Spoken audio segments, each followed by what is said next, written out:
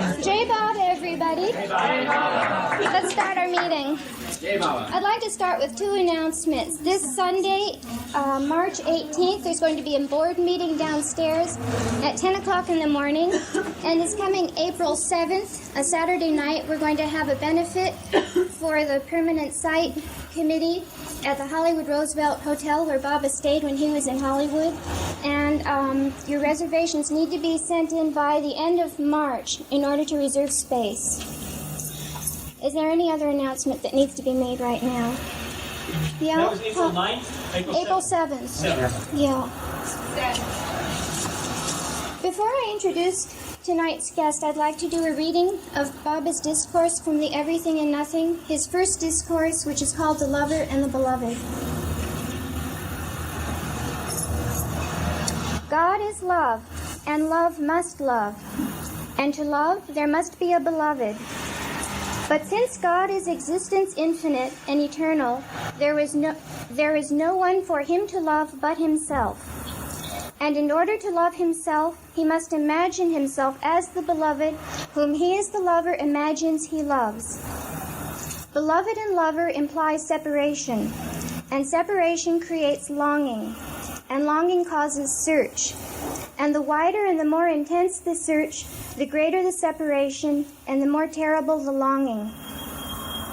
When longing is most intense, separation is complete, and the purpose of separation, which was that love might experience itself as lover and beloved, is fulfilled, and union follows.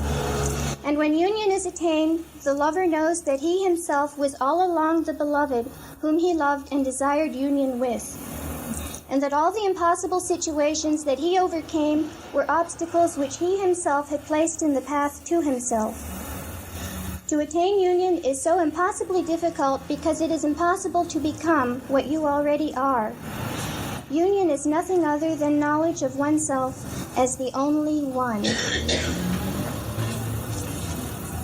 Jai Baba. Jai Baba.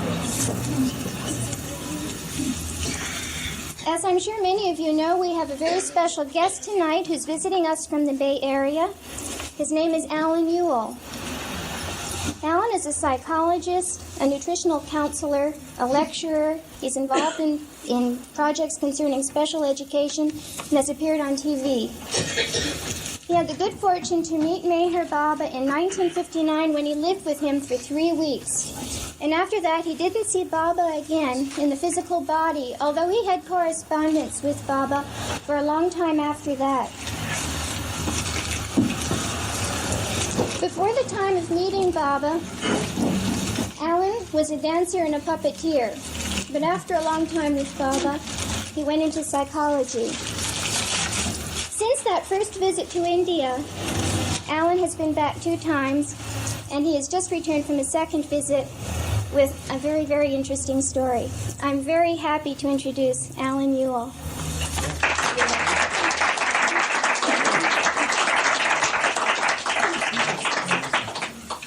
Okay. Yes. Gracious lights. Let there be light, let there be everything. If we could do that in Tuna occasionally and Naga, it would make life a lot easier. Help, I feel like David Frost is descending. Well, first of all, I'd like to say Jai Baba to everybody. It's delightful to be here. The last time I came and talked to a group in Southern California was in Pasadena many years ago, and a lot of things have happened to all of us since that period of time. What I'd like to do tonight is to try and share with you some of my experiences of going to Baba in the first time and what Baba has meant in my life and the way my life is focused, hopefully, on a 24-hour-a-day basis on Baba. I've just had some very interesting and very moving experiences this time in India, which was really fascinating, and it looks as if I'll be going back again in August, so I guess my connection with India is still very strong. I went to India, first of all, in the end of 1959, and recently I was down visiting with my friends the Overtons, and they'd left on the bed the family letters, which I hadn't read for ages and ages, and I opened it up at the page and I started reading it, and it said Money was saying that they were awaiting the last visitors of the year, Don Stevens and his cousin Alain Youell, and we were coming on a visit to be with Baba for Christmas. And of course that brought back a flood of memories. and I was going back to that particular Christmas when we went. I have to tell you that any journey that I go on, the Lady Maya always manages to come on with me, and I always think that one of these days I'm going to have a nice quiet trip somewhere, and it almost inevitably never happens. I mean, even coming down today from Oakland, San Francisco Airport was closed down, so thereby Oakland Airport was closed down, and we just had to sit at the end of the runway in frustration for about 45 minutes until they allowed us to take off. And it's all those little things that are always there and always present.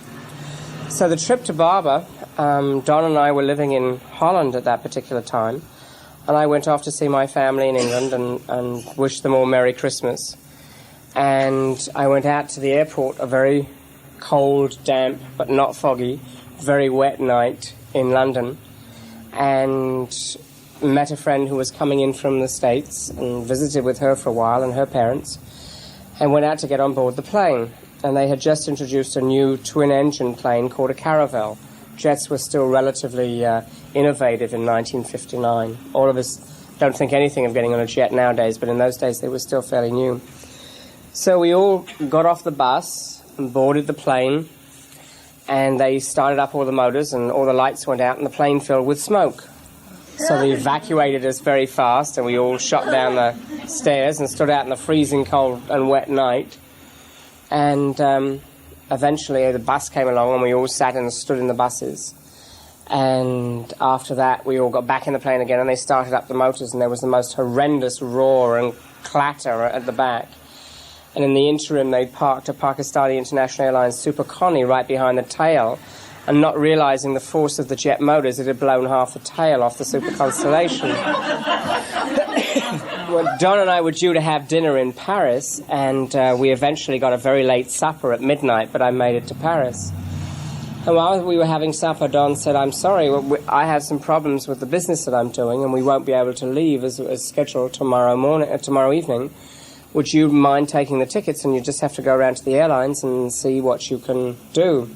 And of course, in those days, we didn't have nice things like computers, which pressed up all the flights from Paris to Bombay and changed everything less than instantaneously. And I was brought very much out of the computer age this last trip to India and dealing with Indian Airlines and traveling across India. And so you had to go from airline to airline. And I still have my ticket, and my ticket at the finish is 18 feet long. All the different pieces and changes that were made and attachments that were made. So I went merrily through Pan Am and TWA and Air France and all the various airlines on the Champs-Élysées, and got us all organised, ready to leave the following day. And I met Dom for dinner that evening, and he said, it doesn't look as if we're going to be able to leave until Wednesday. And I muttered a few imprecations under my breath, but I wasn't too concerned, and so I did my stint the following day up and down. And of course, again, in those days, there weren't 2 or 3 flights a day. There was one a week with luck, and so you had to connect various places and bump up and down. But anyway, to cut a very long story short, this went on for 4 days. And each day the airline saw me coming and shut up shop and went on strike. And so eventually we were booked to go on TWA out of Paris very early in the morning, and that's what we got on. And we arrived in Rome, and we checked in for the second part of the flight because there was an equipment change. And the TWA gentleman looked at me and he said, "I'm very sorry, Mr. Youell, but we have a problem. We can't take you. You don't have a visa for Saudi Arabia, and we can't take anybody without a visa to go into Saudi Arabia. They would arrest you, and that would be that." So we were taken off that particular flight. So there we were, suddenly stuck in Rome. But never fear, Qantas is here. And there was a Qantas flight that night that was zooming off with a one-stop to Cairo onto Karachi, and that would connect very easily. So we said, that's wonderful. And so they took us in, and we stayed in a hotel during the day.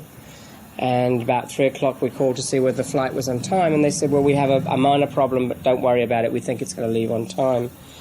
And at 7 o'clock, when we were supposed to go down and pick up the bus to go to the airport, they announced that there'd been an accident, and a plane had crash-landed on the runway, and it was a Comet. And a Comet is rather a strange plane. It has its engines in the wings, and so there's no leverage. So they couldn't lever it up and get it off the runway. So we sat, and we sat, and we sat, and we sat for 36 hours. And finally, in the pouring rain, they dragged this poor plane off the runway, and finally took us out very late in the night to board the flight, finally going onward towards India.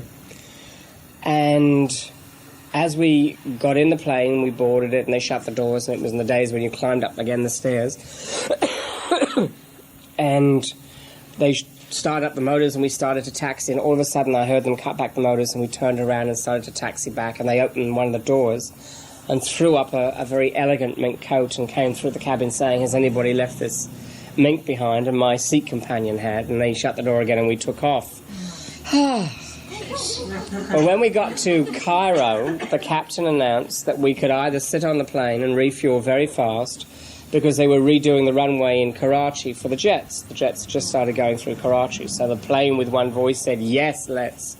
And there were a lot of poor Australians who were desperate to get home for Christmas and obviously weren't going to make it, but they were doing their best. And so we took off and we were sped through the night, and we watched the dawn come up, and everybody was sitting geared to their watches and wondering what was going on and were we ever going to make it. And finally the Pakistani authorities took pity on us, which they don't do anymore, but they did in those days, and they let us come in and land.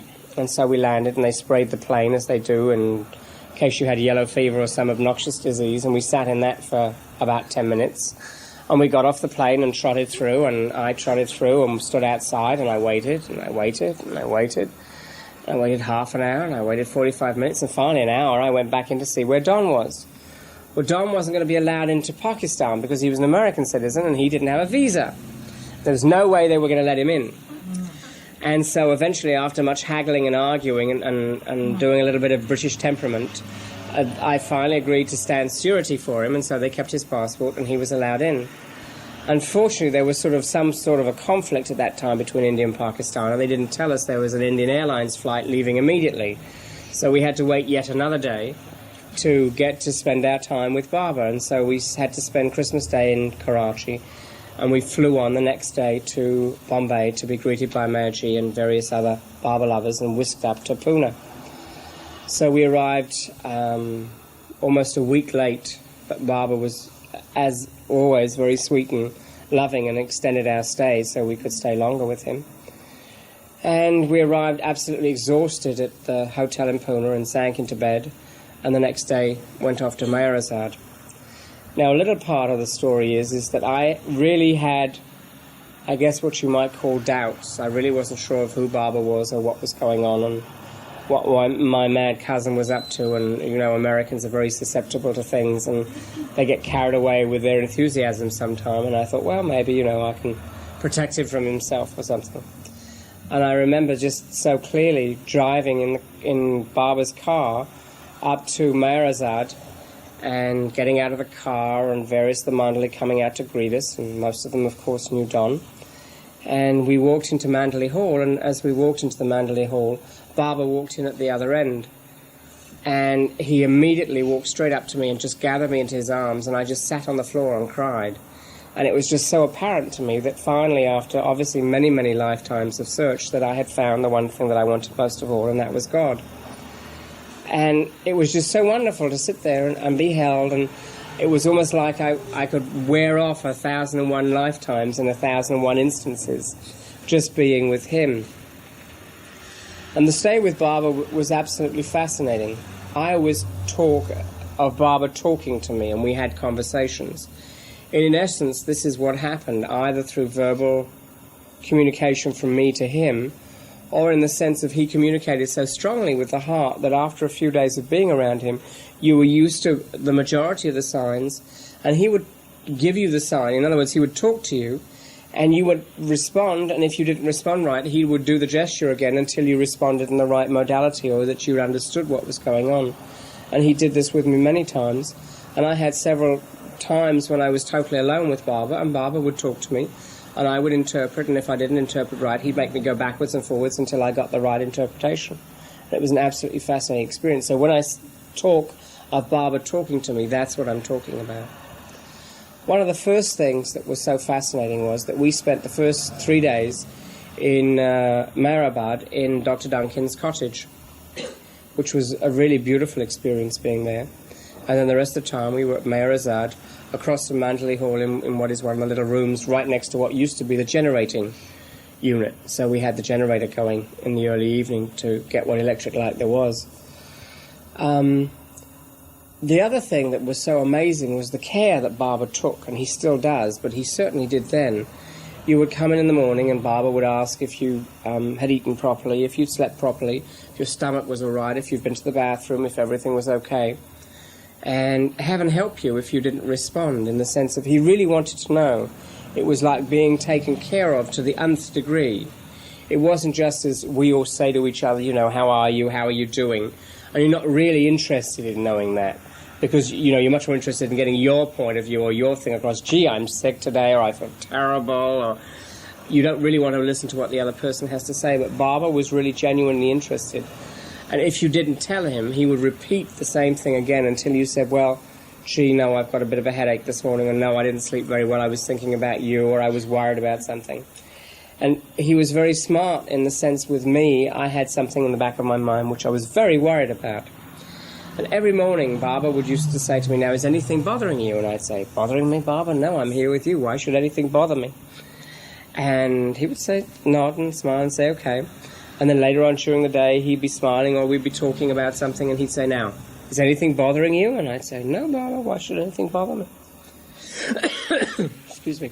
And this would go on and on. So finally, on the third day, in the very late afternoon, after we'd had tea, Baba said, you know, are you feeling all right? Is anything bothering you? And I said, well, yes, Baba, I suppose I better confess something is bothering me. And he said, oh, well, what's bothering you? And I said, well, I have an absolute horror, and I'm terrified of snakes. And I'm terrified I'm going to meet a snake, because it'll just absolutely send me into a frenzy, and I don't know what to do.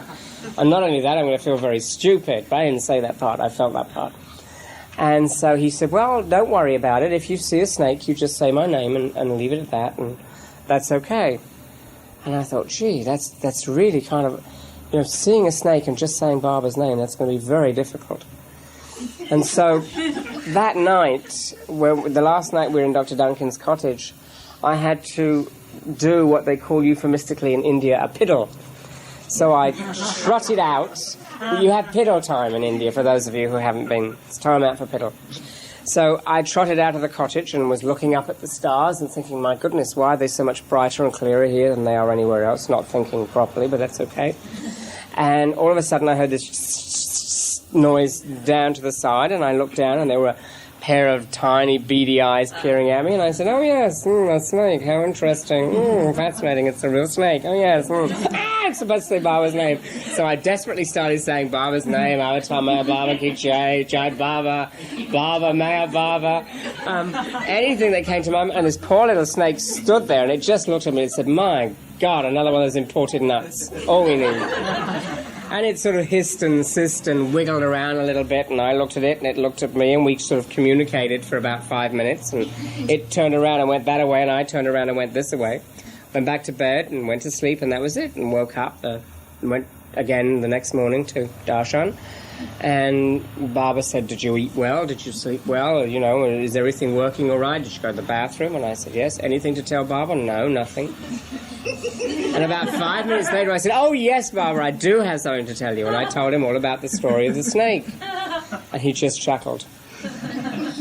Great chuckle. It was really wonderful, because even though Baba didn't make a sound in the sense of we know a sound, Baba used to make constantly sounds. And when he was amused by something, you would have the emotional feeling, and this is, I think, very difficult for us in the West to understand, but one would have the emotional feeling of that wonderful chuckle. I always imagine, or I always feel Baba, I should say, I shouldn't use the word imagination.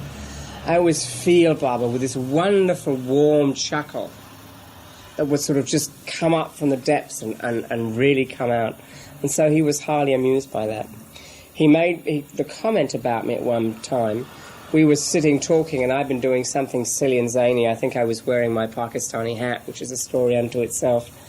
And I'd made him laugh, and he patted me on the shoulder, and he said to Erish, well, he said, my other clown has come, now I can be happy.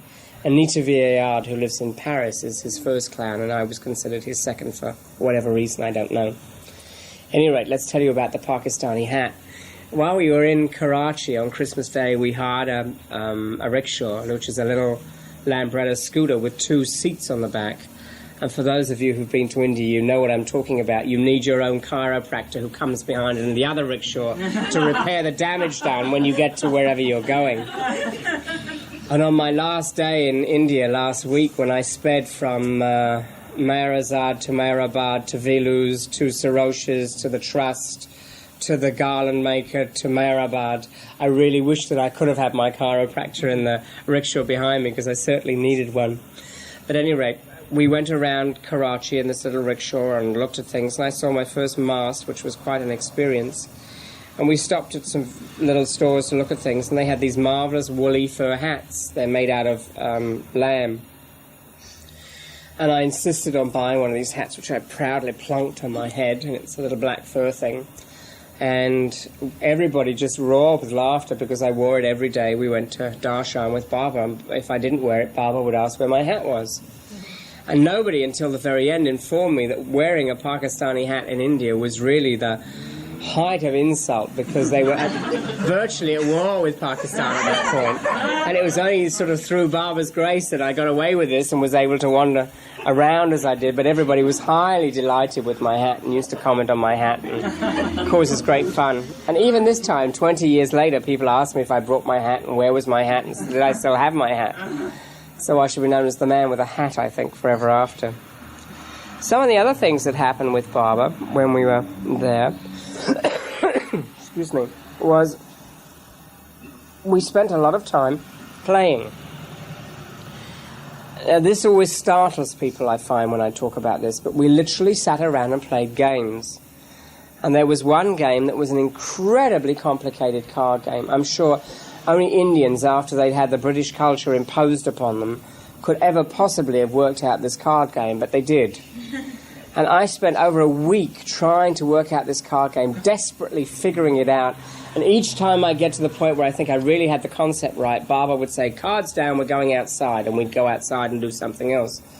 Or we'd have a break, or we'd have a nap, or a snooze, or he'd have myself and perhaps Don and Erish and Francis and so on and so forth in to talk. But I never really got this game straight. And finally the day came, I was sure I had it absolutely perfect. And I understood all the ramifications, and I decided this was wonderful because I was finally on the winning team, and I knew what I was doing, and I could really help and be part of this team. And Baba looked down at me with a great, great grin in his eye and said, "You've lost, bow down to Baba." And I said, "But Baba, we won, I just learned the game." And he said, "No, you've lost, bow down to Baba." And it took me about 3 seconds to realize, of course, bowing down to Baba, one couldn't but win. But it really was that sort of moment where the ego really got pushed and turned around 180 degrees. It took several years for that lesson really to sink in, but it was a fascinating one. Another game we used to play was a game called Seven Tiles, and it's basically 7 stones stacked up on top of each other. And Baba would designate sides, and we'd go outside and we would throw the ball at it. If there's one thing I can't do, it's throw a ball. I'm absolutely hopeless. I have no coordination. And I'm sure it has something to do with some anterior brain damage, and those of you who've seen my handwriting will be sure that it's anterior brain damage, but that's okay. So we'd go outside, and the teams would be chosen up, and we'd throw this ball trying to knock these tiles down desperately. And, of course, I was absolutely hopeless, and nobody ever wanted me on their team. They would sort of glare at me and peer, you know. And at any rate, so one day, Baba came out, and he was sitting in his chair, and he waved to me to come to him. And I went rushing up, and he tapped me on the elbow, and he said, "Now you go throw the ball and throw it properly." And I went and threw. And not only did the tiles fly all over the place, the tiles actually shattered from the force of the ball hitting. That was the only time I managed to do it, but I did do it once. Some of the other things that we used to do that were play and were fun and really very interesting in the sense of teaching one about oneself and teaching us how we really have to play. And we get so serious in the West, we often forget really how to play. We would tell riddles, absolutely terrible riddles. And Baba loved puns, very bad puns. So we all had to rack our brains and think of puns because suddenly pun time would come upon us. And we would sit there sort of aching to find something to make Baba laugh with and coming up with the zaniest things. I wished I had a tape recorder in those days to remember some of them. They were absolutely awful. They really were so terrible. But they were greatly enjoyed and we had great fun. Another of the things that happened with Baba was Baba asked me one day, he said, "Do you have any questions to ask me?" And I said, "Yes, I have one question. And that is, I really want to know what I should do. I really don't know what I should be doing, and I'd like to do something which is worthwhile, and if you can help, I would appreciate it." And so Baba said, "Well, what are the things that you'd like to do?" So I said, "I'm interested in languages. I speak several fluently now, and I could go further with that, and you maybe use them as an interpreter." And he sort of nodded his head and said, "Okay." And then I said, "Another thing that I like very much is dealing with colour and how people react to colour in a sense of interior design." And he sort of smiled and beamed at that. Then I said, "The other thing I'd like to do is really working with people. I love working with people and being with people." And so he said, "Well, what about dancing and about puppets?" And I said, "Well, they're there, but I just don't feel right about them anymore." And he looked at me and he said, "That's finished. That's from the last lifetime. That's finished. I don't want you to be involved in that anymore." And I said, "All right, and which of the three?" And he said, "People. I want you to go into psychology." And I said, "Fine, I'll do that." And he said, "Later we'll talk about it," which we did. But I never asked the real question, and that is, what sort of psychology, how, when, where, and so on and so forth. And it was absolutely fascinating, because I'd never really thought to ask those questions. I'd asked what to me was the essential question. And so I spent years wandering around trying to answer the little bits and pieces of the questions myself, and I suppose that was Baba's way of getting me to the point where I wore off a lot of the sanskaras and a lot of the blocks that were there, as there are in all of us. And so I went merrily off on my way, and it wasn't until I was there this time that I found out why I'd never gone back to India before. When I went this time, I got, for me, the most wonderful and beautiful greeting from Mani and Erish. The day I arrived, Erish came out and said, "Oh, my brother has come back," and he was so thrilled and delighted, and the pair of us were in tears. And when I was talking one day, he asked me to talk a little bit about my experiences with Baba. He said that Baba had said at one particular point that I was to him the Western Mandali, and that he would not do as he had done with others and made the mistake of accepting them to be there, because when Baba had asked me what I wanted to do, I in essence said, "Well, Baba, all I want to do is get my begging bowl and be with you." And it wasn't until later on that we really focused, but my immediate instinct was to be with Baba. And it was like a thundercloud crossed across Baba's forehead, and he said, "No, you're a Westerner, and I want you back in the West. You're not to be in the East." And I accepted that. And apparently Baba had told Erish that he did not want to make the same mistake as he'd made with others, and he wanted me back in the West and considered me part of the Mandali. And that was one of the reasons that even though I had invitations and was set to go to India on several occasions, I never actually made it back again in the physical sense. Although I had a long and very involved and complicated correspondence through Mani with Baba. And at one point in the 60s, we were told, we received through the family letter, a notice that none of us under any circumstances were to write or to communicate with Baba in any way, shape or form, unless there was a really dire emergency, in which case we could send a reply-paid telegram. And we got the letter, I can't remember, but let's say it was in November. And in about January, I got a letter from Mani saying, "Baba's asked me to write because he's interested, he hasn't heard from you, and he wants to know why." And so I sent a telegram back saying that in the family letter we were told that only in dire emergencies could we write, and we weren't to write in any way, shape or form. And so I got a telegram back saying, "Baba says, who said that applied to you?" So I got in under the wire and got to communicate quite a bit more and send letters to Baba. But it was really very difficult. When I was there this time, people were very casual in their attitudes and sort of meandered around. And to me, in the late 50s, early 60s, it was much stricter. It was much more formal. I think there was a much more a sense of respect. Maybe I hadn't been through, or the people who were there at that time, hadn't been through the anguish that so many young people today have had to go through to find God. And so the casualness is part of their love and their showing a different way and a different modality. But at first, for the first few days when I was in India this time, I was very uncomfortable by it. I remember one day we were sitting there and Erich said, "Have you been back to see Mara yet?" And I said, "Good Lord, no. I wouldn't go back without being invited." And he said, "Oh, no, we don't do that anymore. You can just go back if you feel like it." And I said, "Oh, that's great," because before, when I went in 59, no Western man had ever seen Mara. And I was fascinated because as you sat in Manderley Hall, there's the door here, and there's the great big door at the other end, and you every so often will get a glimpse of this wonderful garden. And I love gardens and animals. They're all great fascination to me. And of course I was dying with curiosity to see this garden in full rather than the glimpse as the door would open. And Baba must have seen me doing this because one day he said, "Would you like to see the garden?" And I said, "Oh yes, I'd love to, Baba." And so he took me by the arm and we walked into the back. And on the balcony, as it were, of the house, Mara was sitting. And Baba was showing me the flowers, and he just pointed over to Mara, and he said, "That's the beautiful flower," and then took me back in. And again, I didn't know this at the time, but this is one of the first times any Western man had ever seen Mara at that particular point. And from that came the movie, which I think some of you may have seen, where Baba took me literally around the garden. The garden as it existed then no longer exists. The drought has been so incredible in India that most of the plants have died down. But when I was there, it was pretty close to being an acre of really luxuriant growth of trees and shrubs and flowers. And it was the most incredible experience to go around the garden. And I remember being absolutely terrified because the day before, Bob had come out of Manderley Hall and had those of us who were there, and it was basically the Manderley, Don and myself, and I think really that was all that was there at that particular point. And he'd come out as if he was going to sit in his chair outside Manderley Hall. And he was leaning on Francis, and he suddenly gave Francis a great push and started walking up and down very, very rapidly.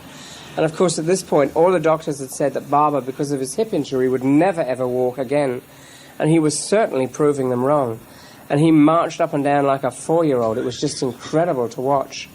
And everybody was astounded. No one quite knew what to do. I remember standing in the middle of the square, not being sure what I should or shouldn't do, and feeling like something terrible was going to happen, because after all the doctors had said that Baba would never be able to walk again. I think that was my first lesson in not trusting doctors as much as I had.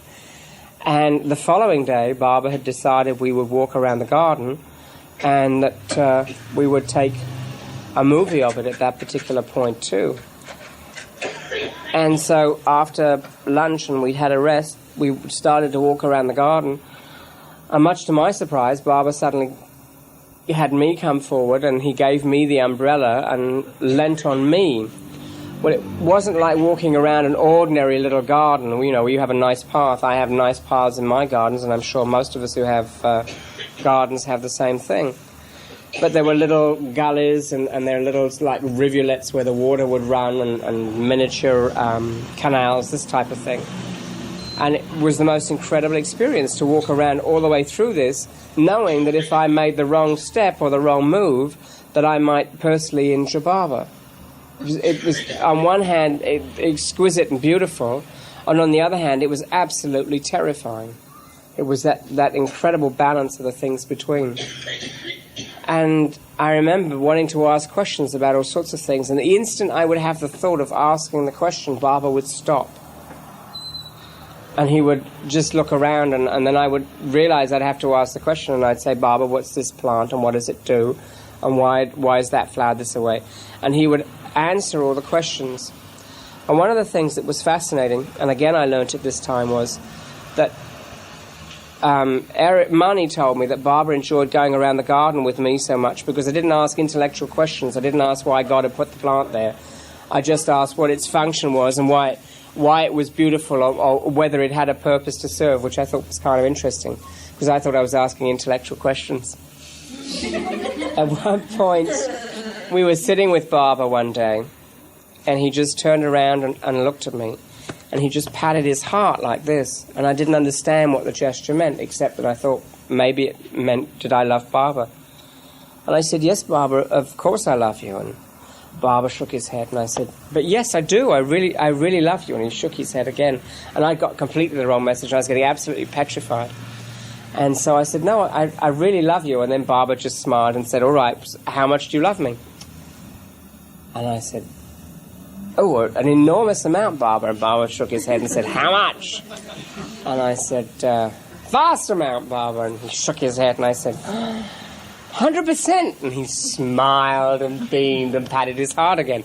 And then he went on to explain that I didn't have to worry about this part, but this was the part that was most important, that he felt that I had the heart quality, and that was the thing that I always had to remember and hold on to. And there have been times when it's been very, very difficult holding on to that heart quality. But it's very definitely something that he gives everybody, and he certainly gave to me in large measure. And this time, just before I left, I went to say goodbye to Mehera and Meheru.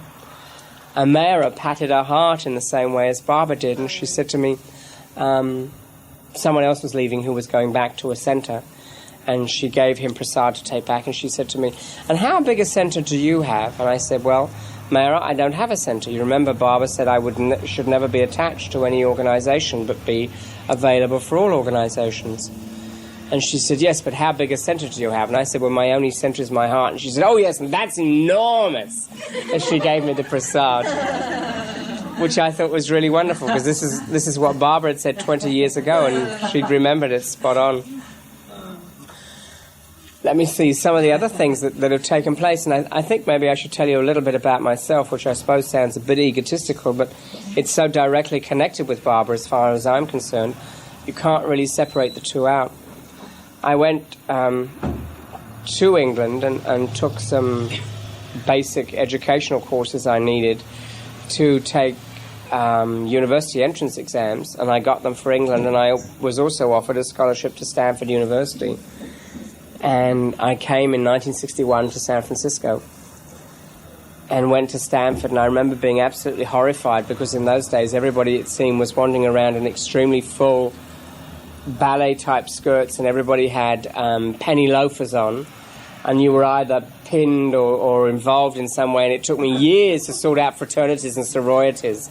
And I always thought I had to join a sorority. I guess I did, but for different reasons. And I ended up being the mascot of a sorority, which was kind of interesting. But I was, I wanted to know what the latest French movie was and where you got the best French wine and this type of thing. And they were interested in being pinned and running and belonging to the frats and the sororities. And it was a chaotic thing. Well, I left there sort of in high dudgeon and deep disgrace at the end of 6 months. Prince Michael of Kent was also there at the same time, so it was felt I let the side down very badly. I went to San Francisco State, which in those days was very much like an English university is, a collection of colleges gathered together. And I really had an incredibly beautiful experience, and my love affair with America, I think, really began then. For the first year, 18 months I was here, was very, very uncomfortable. I didn't really fit in anywhere. I was older than most of my fellow students. And yet at the same time, I knew what I was doing was the right thing, simply because of Barbara's love and Barbara's encouragement. I would every so often get a letter from Marnie saying, Barbara is thinking of you and hopes that you're doing well in school. And I think, I'm getting a D in this class, how am I going to get a B? It would push me to different lengths and different heights, which was really very difficult, but very interesting to do. And so I spent 6 years at San Francisco State getting my BA in child development and clinical psychology. And I stayed for another year because I wanted to take some specialized courses. And in those days, us poor aliens were considered so alien that we weren't allowed to teach.